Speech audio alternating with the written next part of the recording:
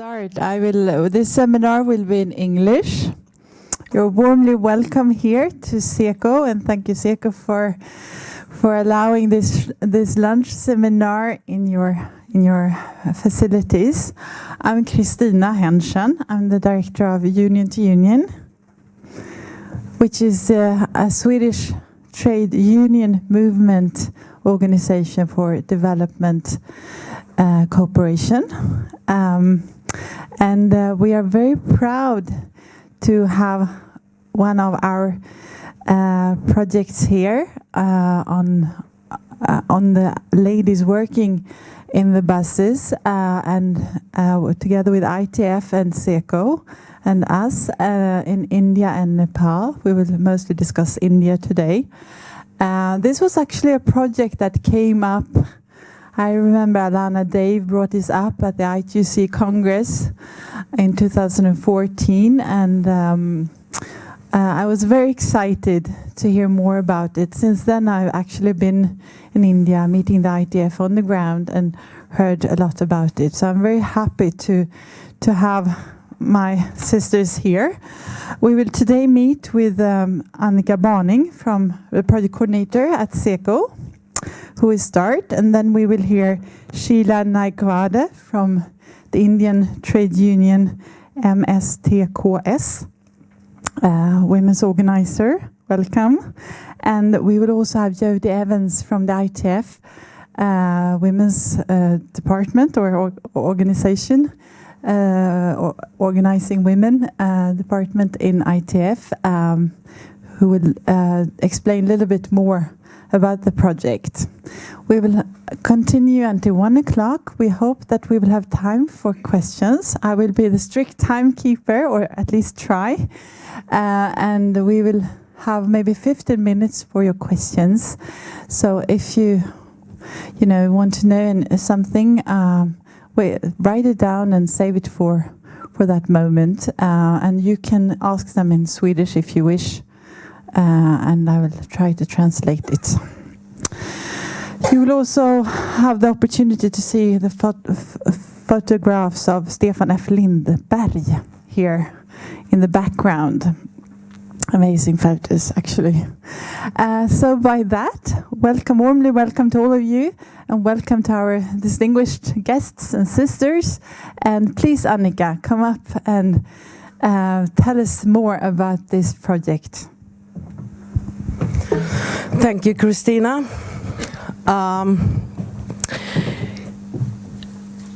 The origin of this project is really, I'm not going to stand in the way of the photographs. I will be very brief. I just want to tell you the background. I have other projects in India, and I was there a couple of times. I was actually there during the horrific rape on the bus, you all remember, the 16th of December 2012. I was in Delhi at the time. I was in the ITF regional office, the Delhi office, and they were driving me back to my hotel, and the whole city was sealed off, so we couldn't go anywhere. So we went round and round. There were people outside with torches, and nobody spoke, nobody said anything. And it was such a weird atmosphere. The whole ambience of the city was really weird. And we didn't know what had happened. We didn't find out until the day after what had happened to this woman on board this bus. And I continued to go to India, and every day I read in the newspaper there was a new rape, there was a woman being murdered, children being raped, and I was like, it was horrific. And at one of these trips, Alana and I, we were sitting reading newspapers in a hotel in Delhi, and I just said to her, can we do something about this? Can we at least do something?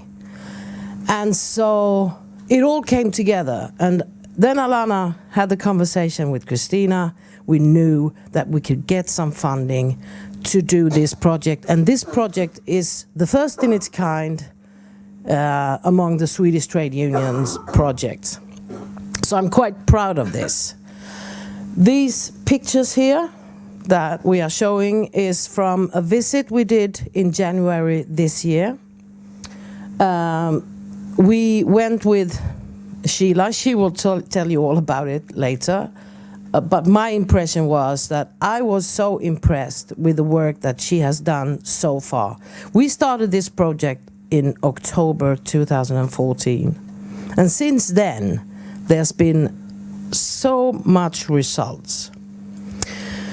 We had the opportunity to visit a bus depot because we work against the women conductors in Sheila's union. We visited a depot, bus depot. We spoke with the director in that depot. We spoke with the conductors. We took a bus trip. The bus trip lasted, I think, 1.5 hours or something. My pedometer, you know, I have one always on me, counted 6,700 steps. That's how that bus was going on the road. The roads are really, really bad. The buses are in such poor condition, it's unbelievable. And you can't see the road. The driver at least can see the road and can, you know what's coming. The conductors cannot. They walk up and down these buses, up and down, for 8 hours a day, 6 days a week. And it's the work environment for them is horrific. So, and then we met with the director, and they all referred to this fantastic women's committee they have there. No, the sexual harassment committee that was, the government of India took the decision to make it mandatory to have a women's sexual harassment committee in each workplace. And when we talked to the director, he referred to, when we asked him, what are you doing for the women conductors? What are you doing for the women workers in your workplace? And they referred to the committee. When we asked the conductors about the committee, they asked, what committee? They had no idea there even was a committee, and this was 4 years ahead. 4 years before. They had 4 years after they'd taken the decision. And there are committees, but they're not working. We then met with the division manager. That's the step up. And he said the same thing, referred to the committee. Yes, we have a committee. This is, and they're up and running. This is important issues for us. It isn't. Same thing, we met with the managing director, the director for the whole state. And we asked him, are these questions on the agenda? When you meet with the division managers and the bus depot managers? And he said, no, but we do have committees. And we go, okay. And have you ever tried a case in these committees? No, not so far, no need. Nothing happens. We spoke with the women, and they had a totally different story. So this is the background, and this is why we are doing what we are doing. So now I'm going to hand over to fabulous Sheila, who's doing an amazing job on site in Maharashtra state in India. Thank you.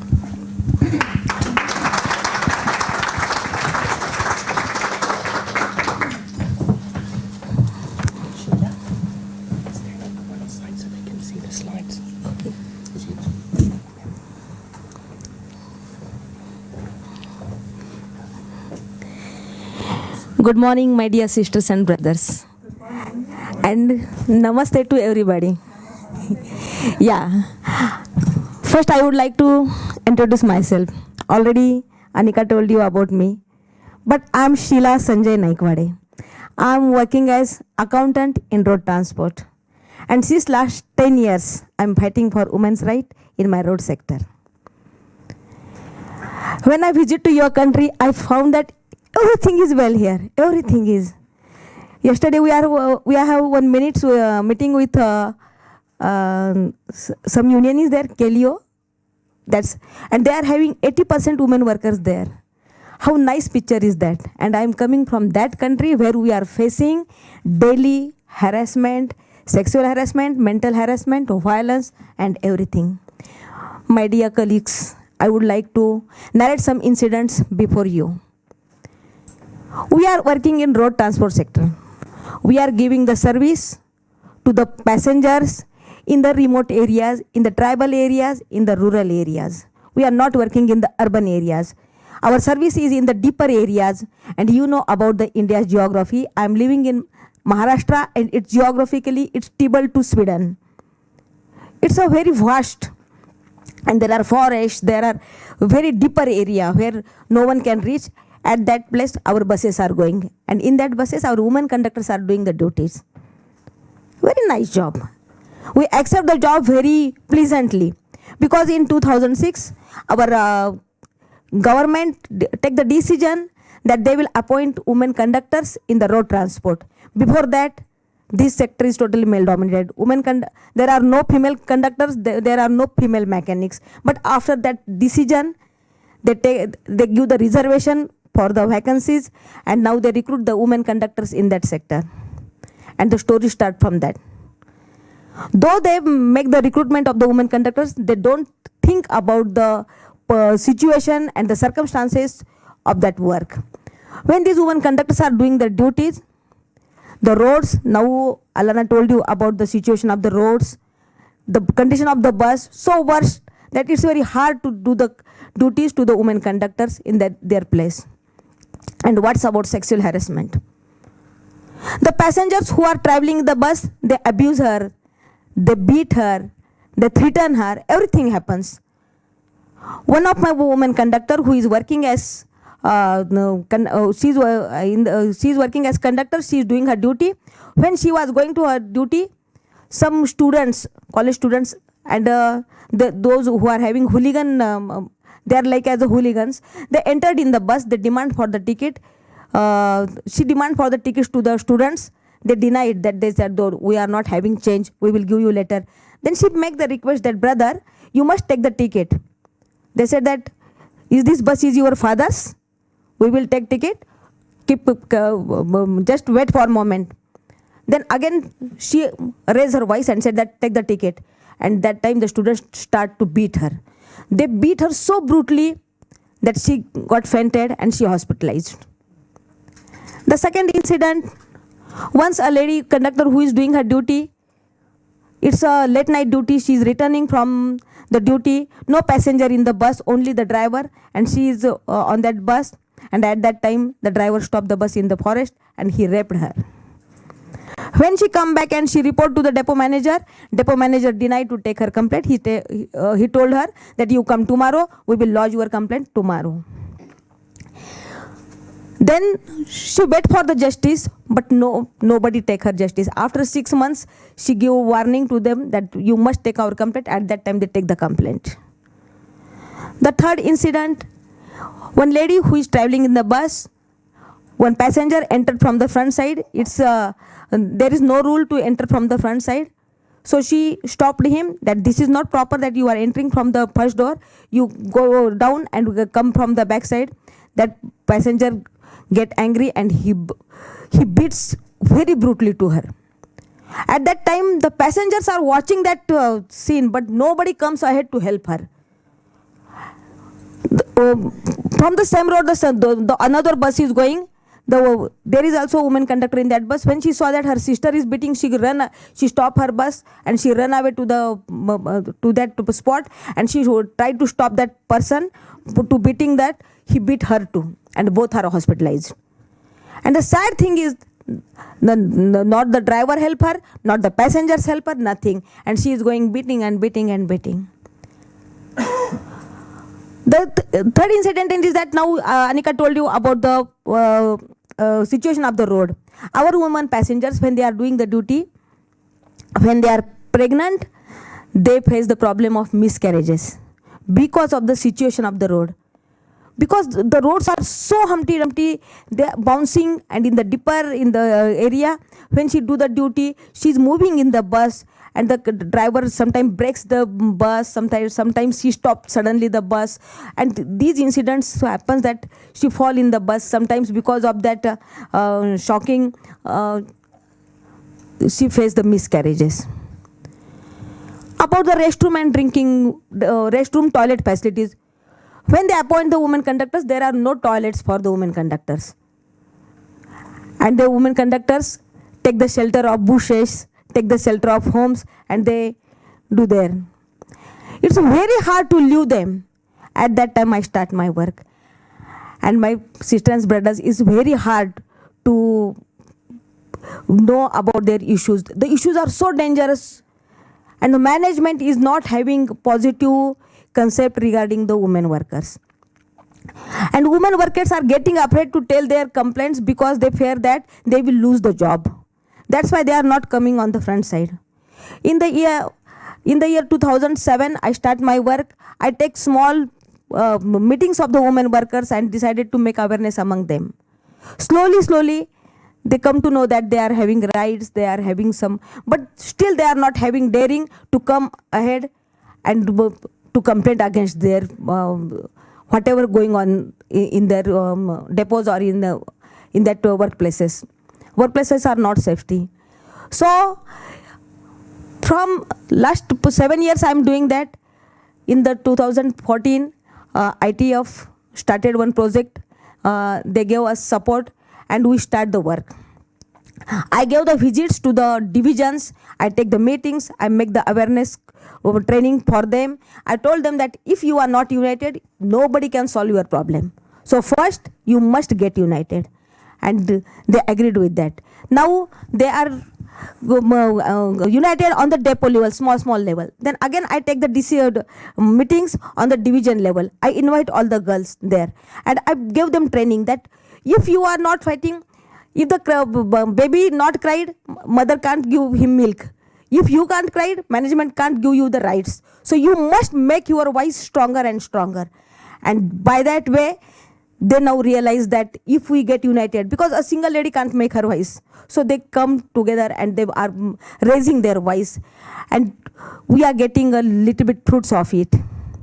So after that visits, because I work hard day and night, I'm traveling and traveling.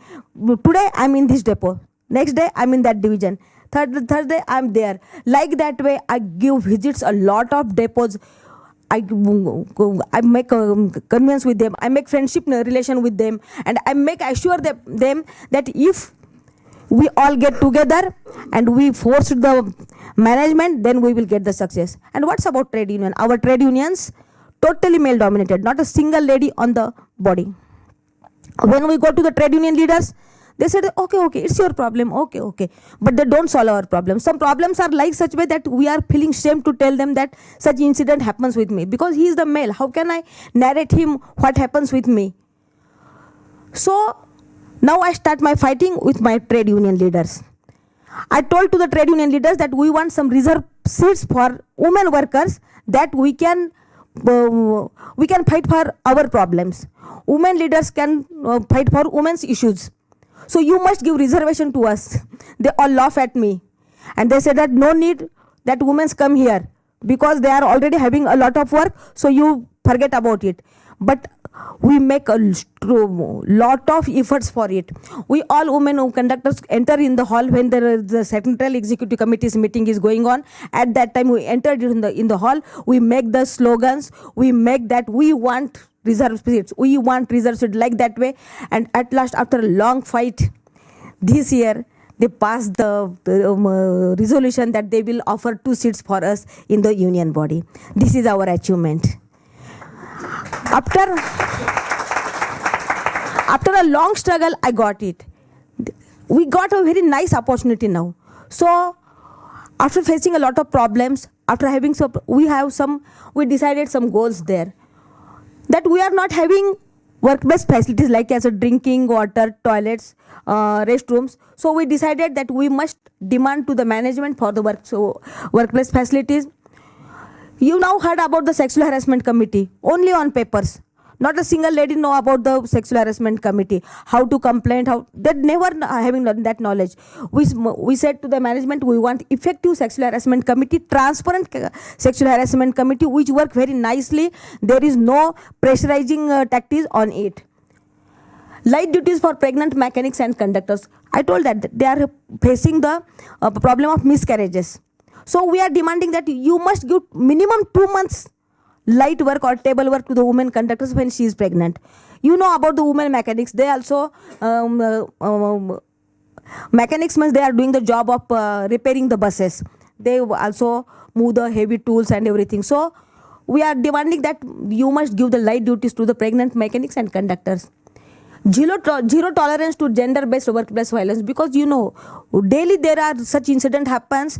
They are harassed by passengers, they are harassed by co-workers, they are harassed by officers, and so we want that management must take some strict actions regarding the violence. And we are demanding to the trade union that they must give some reserve seats for the women workers. That is our goals. And after a long fight, since long we are fighting, and now we are getting some achievements from it. We make hunger strikes, we make demonstrations, we make lot of type of tactics to pressurize union and to pressurize the management. So now management provide 180 toilets and restrooms. They are not permanent, it's a temporary shelter, but they provide it, and they commitment us that in the next coming days they will provide it. Improving management response to sexual harassment complaints. That we also post the management that we want transparent sexual harassment committee, and nowadays management is ready to provide us that they give us word that in the next coming days there are transparent sexual harassment committee. They also circulate one circular that they will provide light duties to the pregnant mechanics but not conductors. Still we are fighting for the conductors. Only mechanics get that. On 25th November, we arranged one campaign. You see the posters of it, and I think Jody also show you the posters of our programs. That we have a huge campaign in Mumbai. From all over Maharashtra, a lot of women, 2,000 women gathers there. We make a huge rally on the roads. We give that slogans: no violence, the workplace must be safe, we want restrooms, we want toilets, we want this, we want that, whatever we want. We cried and cried on the road, and the traffic, because that is the capital city of Mumbai. Mumbai is the capital city, and everybody shocked. Oh, why this women are cried, and its effect on the management. And that's a very huge campaign, voice against violence. And at that time we form one committee. That the good thing is that some allies, some friends from the society, they are now coming front side to help us. We make a advocate committee, women's advocate committee, in which media, NGOs, non-governmental organizations which are working in the male and women sector, they are giving us the hand of help. Passenger unions, other transport unions, police, media, such type of all allies come there in the front side, and we form one committee. And now we are going to give the trainings to our women workers for in the next coming days. That is a very good achievement for us. Then the reserve seat for women across union structure, I told that we got the reservation. The resolution passed in August 2015. And now in the year 2016, we are having 2 reserve seats from depot level to upper level, means from grassroots level to upper level. So now we are having minimum 2 ladies in each depot. So that's why we are getting 1,000 women leaders in my sector. But it's not, we are getting the leaders, but what's about their training? So we are having some challenges and some barriers for that. Still our workplace is powered by management. Management is not responding us very nicely, because only they are keeping mum, and they are supporting only the preparator, and they are not giving the justifies to the women workers who is suffering all these things. They are not providing the light duties to the pregnant women. They are not forming the effective sexual harassment committee. So still the management is having a lot of power. women workers whom we are doing all these things, they are aware about the women rights. They don't know the fundamental rights. They are not having the knowledge of laws and whatever. So this is our task in the next coming days to give them training. They are now still, they are having fear in their mind that if they make the voice, they will cut the job. They will transfer. Such type of fear still in their mind. Though they are united, sometimes they say that we will stop our work because we get frightened that we will transfer or something happen. Still they are facing that. Trade unions are totally male dominated. Though we are having the reserve seats, it's very hard to give the training because male do not want that women are with them. They said that we give the reservation. What is the use of reservation? They are not working. But if you accept them, if you give them training, if you teach them how to work on the depot level, how to collect the issues, how to have the power of bargaining, then they will be the good leaders. So that is also challenge to us in the next coming days. Strong patriarchal society. You know about India. We are living in the male-dominated society. Everywhere the boss is male. In the home, father. In the home, my husband, my son. Everywhere, in the office, boss. In the management institution, there is the managing director who is the male. In the trade union, general secretary who is the male. Everywhere male. No voice of women. So it's very hard to us because we can't fight 100 hurdles at the same time.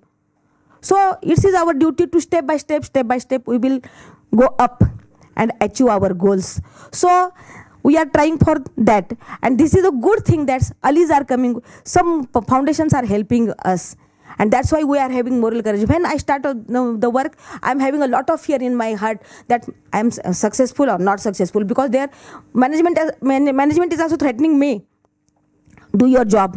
It's not your job to make the issues, to raise the issues. You are breaking the industrial relation. You are breaking the silence. Such type of warning they give me. But I can't stop myself. First, I'm alone there.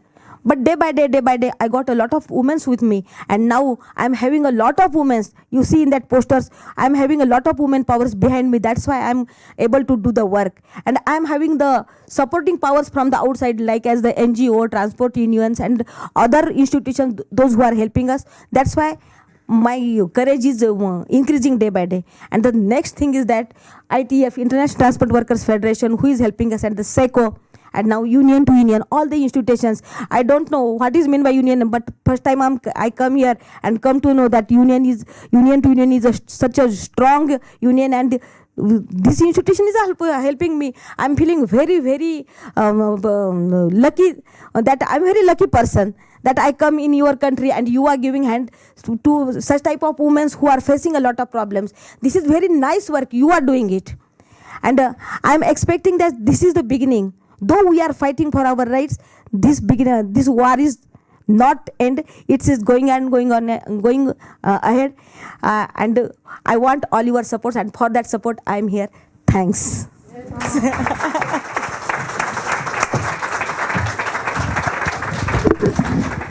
Please stay here, Sheila. Please stay a moment. I want to have this microphone. And let me start by congratulating you, sister, for this amazing work. Very impressive indeed. As Annica said, Annica Barning from Seko, we all remember this horrible incident of Jyoti Singh. And now you're telling us about the horrible situation that you are managing to somehow, although it's very challenging, you're managing to push the situation. My question is, what are these men, this masculinity? You said about the patriarchal society here, but it's very hard to understand. And could you please explain a little bit more about the masculinity that you're actually facing that has to change for the sake of a good society, for a democratic cause? Yes. I would like to tell that in which society we are living, the total decisions are taken by male. Women are not having power to speak. in the management, and wherever we go, the whole society is totally male dominated. They are not accepting us. Still, we are doing the job. If the woman is doing the job, her husband think that she is doing for earning the money, but he not allowed her to stay late night outside. She must take the care of the family. She must cook the food. She must do every job of the home and outside. But nobody think that she is a human being. And in the management, they think that if a male conductor is doing 10 hours duty, woman conductor also do that. They don't think that she is having some physical, her physical structure is different. She sometimes faces the problems of monthly periods. Sometimes she is pregnant. Sometimes she is ill. They never thinks about like that way. And when there is the time of the decision taking, nobody asks her about her opinion. Sometimes the decisions of women are taken by men only. Like as if they want restroom, okay, build a restroom, but they don't ask the woman worker what type of structure do you want for the ladies room, what facilities do you require in that ladies room. They don't ask. Just okay, no need to ask them. They want ladies room, okay, we will build a small room and we will give them, like that way. But it puts very important questions on what kind of society we want. I'm thinking that India is actually one of the fastest growing economies right now in the world. But women are dropping out of the workforce.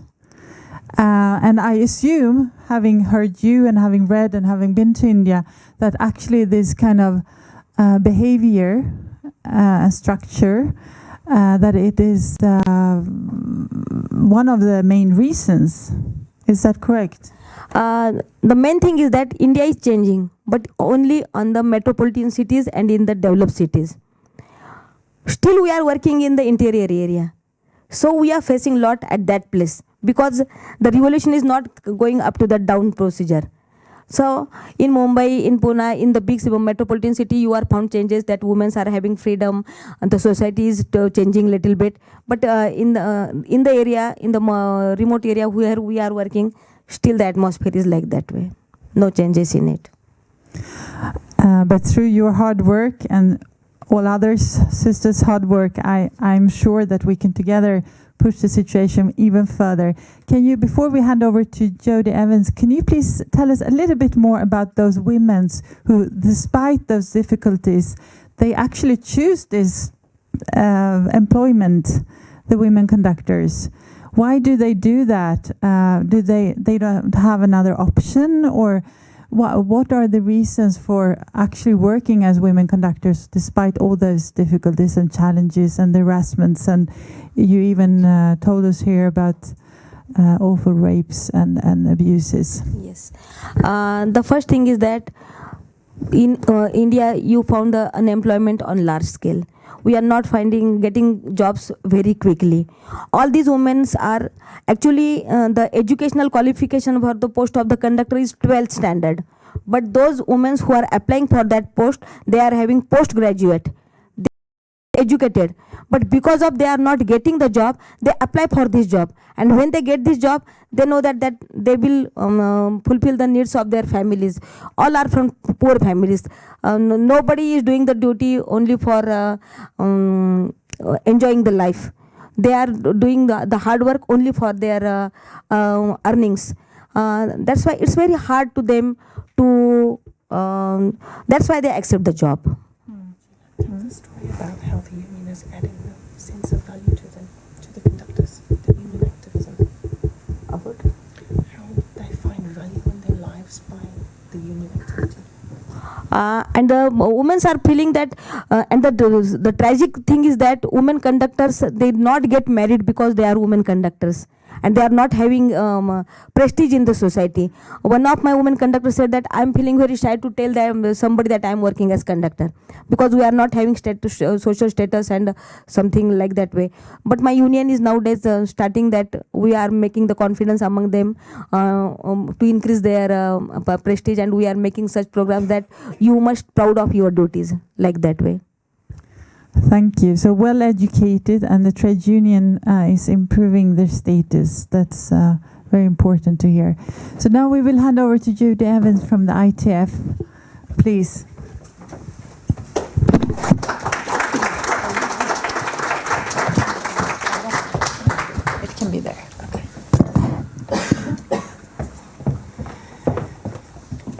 Thank you, Christina, and good afternoon, sisters and brothers.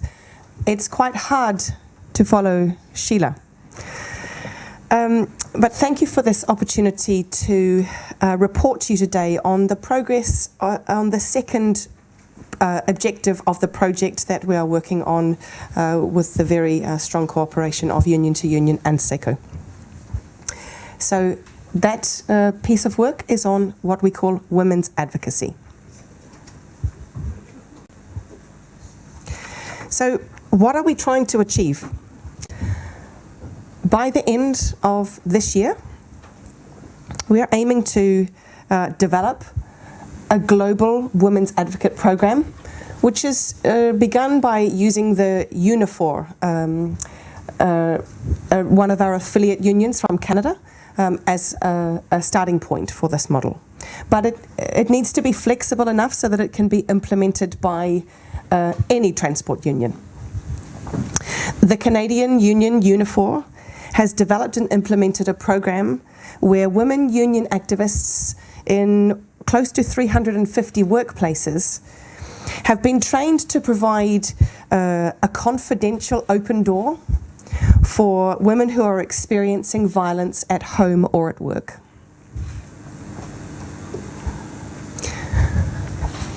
And why are we doing this? I just want to show you a very short film clip.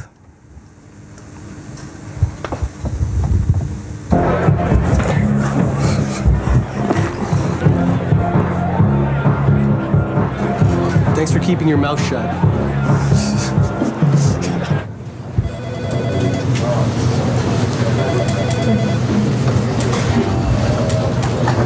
Thanks for minding your own business. Come on, show me the good ones. Thanks for not telling my girlfriend. Say that to me. Hi! Thanks for not telling anyone. When you do nothing, you're helping him. But when you do something, you help her. Thanks for telling the bartender. Thanks for stopping him. Thanks for telling HR. Thanks for getting help. Who will you help? Stop sexual harassment and violence when you see it.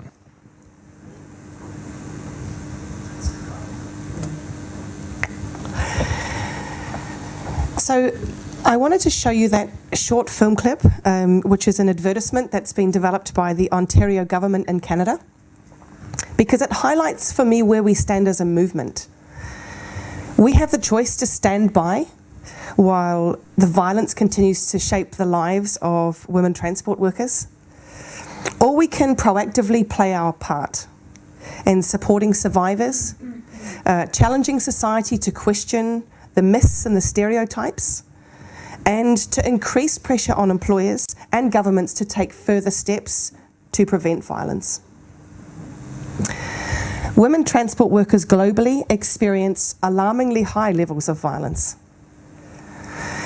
And we all know that workplace violence disproportionately affects women. And because domestic violence is a workplace issue. I can give you one example from the US alone, where estimates suggest that the loss of wages and income, let alone all the other costs associated with domestic violence, amount to up to 3.3% of the GDP. And because the workplace for many women is the only environment that they may have the opportunity, the safe space to talk, women are 5 times more likely to speak to someone they know, but at the same time they are likely to have been isolated from their family and friends. And the facts, the evidence show that in Canada, this program has provided life-changing opportunities for women who are survivors of violence and their families. I want to give you one quote from a woman survivor who has benefited from a women's advocate in Unifor. Because of the support and quick referral to counselling, I was strong enough to carry on when I was in hard times. Being at work was my only place of sanity and safety. So, how are we going about it? Sheila and myself travelled to Canada in April of 2015, and we participated in the training program that is provided for women who are becoming advocates in the workplace. We then put together a small team to develop 3 research workshops. In September and October of last year, we ran workshops involving women from Nepal, from India, from Thailand and Indonesia. And just this week, we had women participating from Norway and Sweden. Some of them are in this room today. So through these workshops, we have used the Canadian model to explore the issues, the impact, and the union and community potential responses outside of that Canadian context. So that as an international organisation, we can be sure that a global program would be of benefit to a wide range of trade unions globally. And throughout this process, we have developed an alliance with Barb Macquarie, who's also sitting in this room. Barb is the Community Director at the Centre for Research and Education on Violence Against Women and Children at the Western University in Ontario, Canada. So Barb has worked with us on the development of the workshops, and she has attended every one, and will work with us to bring together the conclusions and the recommendations about how we can develop the most effective program. So just to overview some of the possibilities that may be available to trade unions through a women's advocate program. For sure, some tools to assist with the negotiations with management. The capacity to have some training materials provided, and potentially through the ITF, some training of trainers. In Canada, it's certainly, and here in Sweden, and a number of other countries that have participated and are actively working on the issue of violence against women. It's provided the opportunity to have an influence on the employer taking responsibility for their role in keeping women safe from violence, where in other environments or previously in Canada it would have been seen as an issue that's private. This is not a workplace issue. Violence is something that stays out there. You're here to do your job, but we're not here to discuss these issues. Crucially, it's an opportunity to provide support to women survivors and provide safer workplaces. And as Sheila has described, it's an opportunity to build community alliances that can be valuable on this issue and broader issues that unions are active on. The program provides the opportunity, I think, for trade unions to be active on 3 fronts. To support women as survivors, to improve prevention strategies and legislation, and to challenge cultural myths and attitudes. Together, these 3 areas of focus, when combined with the voice and expertise of community allies, really do set our movement up to play a crucial role in ending violence against women.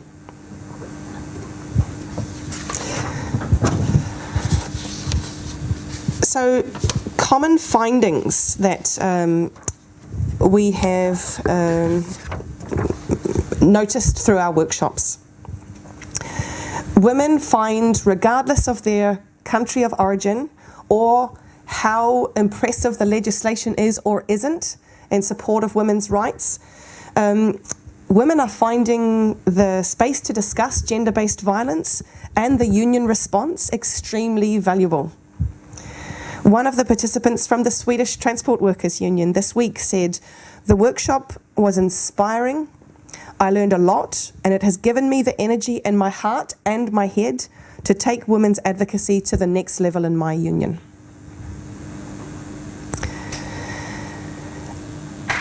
Structural inequality is present in every country that has participated.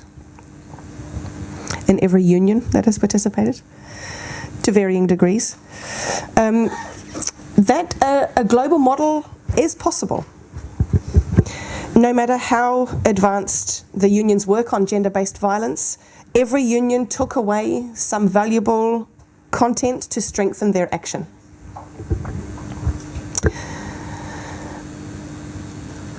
That there is an acknowledgement in the room in each of these workshops that violence against women is an industrial and is a union issue. Whether or not we have won our union more broadly to that position, there's absolute consensus in that room that it is a union issue. Sexual harassment is the obvious starting point, but it was very commonly acknowledged by the participants that women in their workplace are experiencing domestic violence, and that domestic violence comes into the workplace. The role of men and the solution, whilst not directly through becoming women's advocates, that there is clearly a need and a role for men to play in addressing the underlying root causes of violence against women. And so the need to build those alliances with our brothers in the movement is essential. And that there are a range of existing initiatives that unions have developed, that we're not starting from a ground zero position. So we began with the Canadian model, but we also have very strong best practice in Thailand and here in Sweden, where great initiatives have been developed. So where to from here? Barb will be working hard in the coming weeks, and we will have discussions about drilling down the findings that have come out, the common threads that have come out of the research workshops. And we will try and drill that down into some recommendations for the development of an ITF program. We have our Global Women's Committee meeting that will take place in May, where we will report those findings and recommendations, and some ownership within our Women's Committee to helping to steer the direction that that program takes. And immediately following that committee meeting, we have a action forum on violence against women in urban transport, where we will be having potentially 70 or 80 women from across the world who are already involved in or interested in the issue of violence against women in urban transport, and we will be very strongly linking in the work that's ongoing in the project, the outcomes we are finding so far, and looking at ways to engage more unions in taking forward this important initiative. And there are also some broader opportunities here. Many of you will know that the ILO has finally put on the agenda for discussion with the view to reaching a recommendation or conclusion and recommendation on violence against women and men at work in 2018, 2019. So we have an opportunity here to gather evidence, to step up our action as a movement, and to build those community links with other with experts in the field who bring something to the debate that we don't have, but we certainly have a lot of opportunity within our workplaces to strengthen the evidence behind why an ILO convention is of utmost importance. And on the ground, it's going to provide unions with an opportunity to have much stronger campaigns when we take action on this work into the heart of our union and provide the space for women to talk about an issue that's so widespread, that has such deep consequences for individual women, their families, workplaces, society, and provide women that opportunity to take action.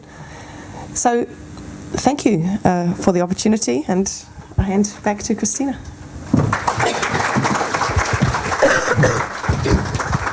Thank you. And I would like to invite Sheila and Annica to the floor here for questions. But in the meantime, when they're arriving here, I would like to take the opportunity. You're doing such an impressive work.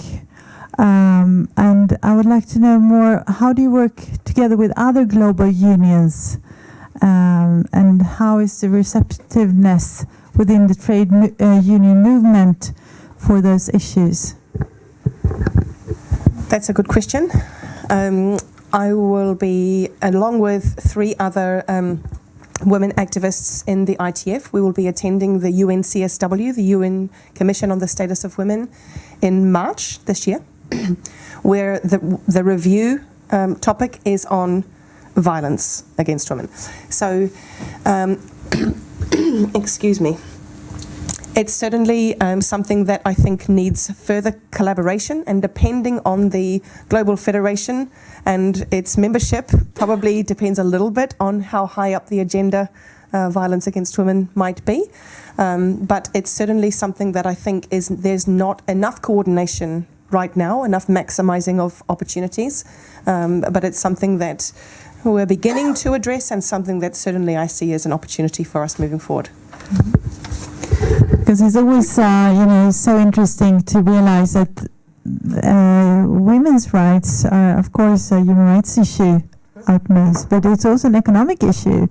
We cannot continue like this. We do not afford to be unequal, to have this gender inequality. And I think it is the consultant firm McKinsey has actually calculated that it costs the world 26% of the GDP in 10 years' time to have inequality like today. So it's really not a wise way to go. And certainly in unions in countries where this agenda has been pushed for some time and research has been undertaken, I think that's really enabled unions to have much stronger success at the bargaining table, because they're able to, whilst, as you say, this is a very strong human rights issue, we shouldn't need it to have a financial impact to be something that we take seriously. But unfortunately, we know what employers' priorities are.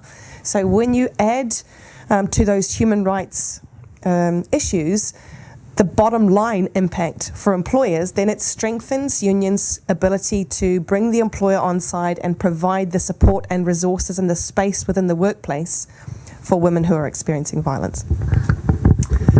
I would like to open up for questions. Yes, and Lina will come with the microphone. Please present yourself from where you come from. Hello, thank you. First of all, thank you very much for the super interesting presentations that complemented each other so well, and especially thank you for being here, Sheila. My name is Nina. I work at the Union to Union office together with Christina and Natalie. And I only had one question, which is two questions. One that's more for you to explain a little bit about how the decision from the Indian government, I didn't really understand. There was a decision or a law that female conductors must be instated in the transport system, or that they were suddenly allowed to be instated, and what was the general reaction specifically from the male-dominated trade unions when this happened? Because it's quite unusual that it's from a governmental authority decided that a female workforce should be introduced by force. And of course, there's always the interesting question about male allies. If you do have any interesting examples of male champions, of any stories of men who are actually on your side. Those are my two questions. Thank you. India's government's policy is that women, they must what is the word for I say sorry because my language is not English. That's why I'm unable to say some words. Every job, there must be 30% women. Yeah. There is the policy of the government is that they must appoint women workers on every post, and women will accept it as challenge. So they are motivating it, and so that's why they take the decision that conductors posts are only for the males only.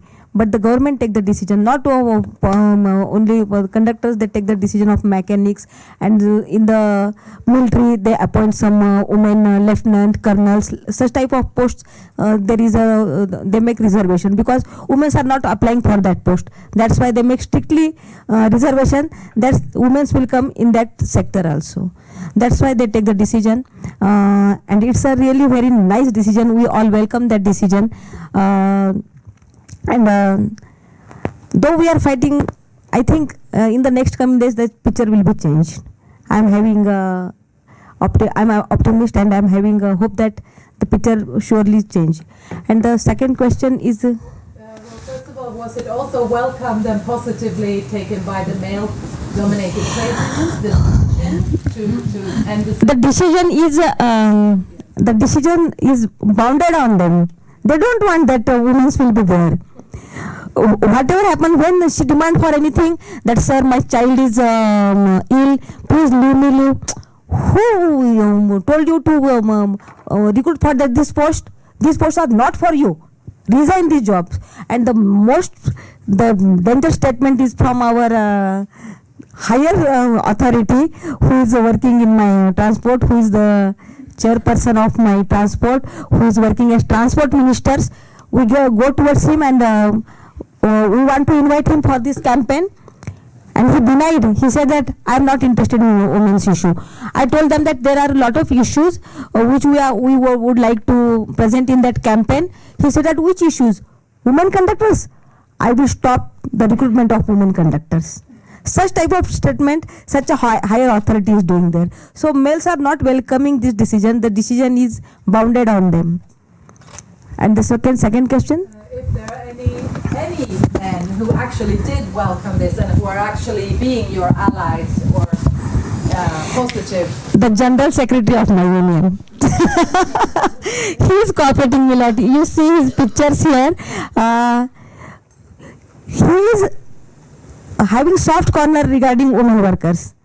But he is also not having that the whole society is saying that no need, but he is supporting me because he trusts in my work and he respects the women. That's why whenever we are launching any program, he is supporting us very strongly. And now in the beginning, males are not with me. They are laughing at me when I demand for the reservation, when I demand for the restroom, toilets. They say that she always come and cried for the toilets, no toilets, no toilets. He is our General Secretary.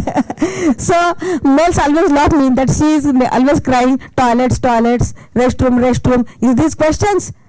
A lot of questions are there. Leave that like that way. But nowadays they also realize when I go to the divisions and depots, I met with them first, and then I conduct the meetings, and I told them that how important is the women's issues. Nowadays, a lot of male leaders are with me. Not all. Still, some are opposing me. Yes. Thank you. I just want to add to that about the support of the brothers, that it's been very timely that the amazing support available through this project has come at a very good time, because in India there is a right-wing government very determined to privatize everything, including road transport. So there's been a huge campaign to fight back against the attempt of privatization. So it's been a tactic of ours to make sure that women are not only active on women's issues, they are active on union issues. So the women being arrested on the picket line has been previously unheard of, but that's happened in Sheila's union in 2015. And so the men who are slow on the uptake are starting to see the benefits to them and to the union that women actually do have the capacity to lead. They have a skill set, they have that determination, they have that capacity. They're not only interested in women's issues, toilets. So in the time that I've been working with Sheila on the ground in India, 2 years, nearly 2 years, I see that change. I see that change. I used to see the General Secretary, and now I see more men with genuine support, bringing women into the room, speaking in not just a tokenistic way. You really are starting to feel that they see the benefits in engaging this minority, but a growing minority of the workforce. And the best ally is my husband. If he not support me, I will not be here. So he is the first person who is supporting me very strongly. Thanks to him. Any final question from the floor? Yeah, Annica. Thank you. My name is Monica Theodorsson and come from the Union of EF Metall here in Sweden. And my question, of course, I'd like to thank you for a wonderful seminar, of course. This is really an interesting topic, a really important topic, so it's great to be here. My question is about the youth in India. Do you see any change within how youth in India see upon gender issues, women's participation within the society and in work life? Do we see any light in the tunnel with the youth? Thank you. Which problems we are facing, same problems youths are facing. Because the unions are occupied by senior leaders and senior men only. There is no scope to the youth in the union. So now we are launching one campaign, women's and youth. They both come together and fight for their rights. And youths are very eager to work with us. Because from last 4-5 years they are seeing that I'm doing such type of activities. That's why there is a huge change in the women's activity. So now they're demanding me that, Madam, you start the work for the youth. And in the next coming days we are forming youth committees, and we are also demanding reservation for youths in the union also. Yeah. And youths are interested to work with us. So I would like, before we end here, to ask you, all three of you, so this specific issue of women conductors in India is a very specific type of discrimination. But discrimination on gender-based discrimination and violence against women is very, unfortunately, very much a fact all over the world. What would be your message to the audience? What can we all do we may not be able to do very, very much from Sweden, except of being part of your project for those heroines that you have presented here as yourself. But what can we do more to fight this issue? What is your opinion, Sheila? First, I would like to mention thanks to Seko and Union to arrange a very nice meeting here. I am here to tell you that, sisters, we are one.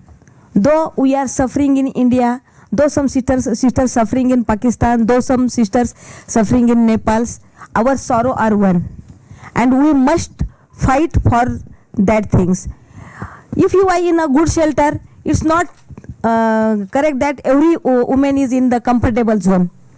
Still, a lot of women are fighting for their rights. So it is the duty of her woman that she must support such type of women. So I come here to demanding your support, moral support, and if you are with me, we are feeling very stronger that when I go back to the India and I will say that Sweden sisters are with us, and my sisters feel very proud that Sheila go to the Sweden, and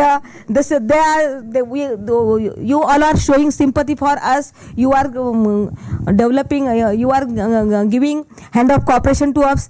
We are feeling very strong that sisters from Sweden, sisters from Canada, sisters from London. So globally, everybody is supporting us. This is a very, we are feeling very strong. And this is, by that energy, we are going ahead. And so, you develop our energy. Thank you.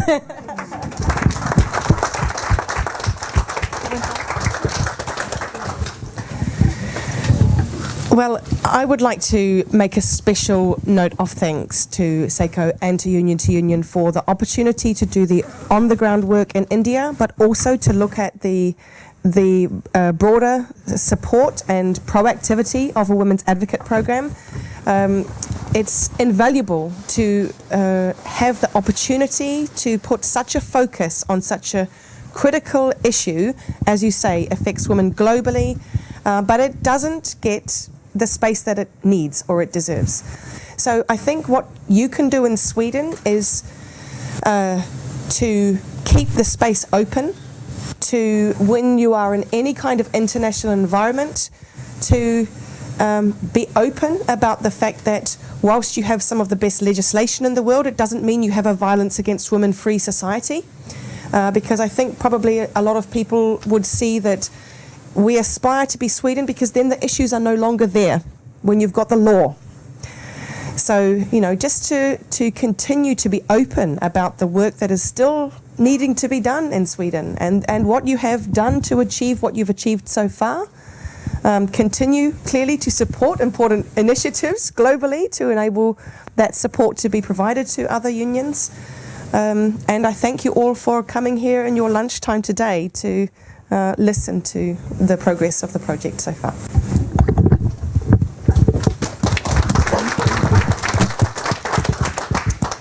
Well, I would like to bring that question home here, and I would like to say, break the silence. If you haven't watched the short film on YouTube called, I'm going to say this in Swedish, Våld i hissen, done by Stockholm Panda. They did a social experiment in a lift here in Stockholm. Please watch that one and break the silence, okay? Stand up for human rights. Thank you. Thank you to Annica Barning, to Sheila Naikwandi, to Jodie Evans, to ITF, Unifor, and your trade union in India. Thanks to the audience for coming and taking your valuable lunchtime to attend this lunch seminar. And also I would like to thank my colleagues who's been working very hard with this. Lina Karlsson, Johan Bengtsson, Tony, and the rest of you, Nathalie, working very hard with putting this together with the guests. And don't forget that we have those lunch seminars very regular, and you will, if you sign up to our newsletter, you will get the information. Thanks to all of you. And you can see these seminars streamed on the website if you have friends who couldn't attend today.